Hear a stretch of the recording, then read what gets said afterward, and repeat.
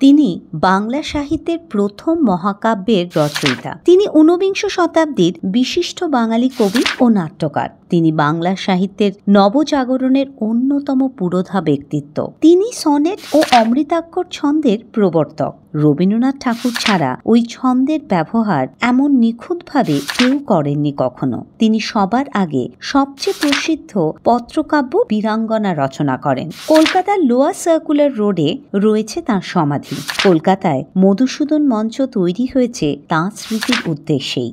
দাঁড়াও পথিকবর, জন্ম যদি তব বঙ্গে, তিষ্ঠ ক্ষণকাল এ সমাধিস্থলে। জননীর কোলে শিশু লভয়ে যেমতি বিরাম, মহির পদে মহানিদ্রাবৃত, দত্তকুলোদ্ভব কবি শ্রী মধুসূদন। আজ ২৯শে জুন।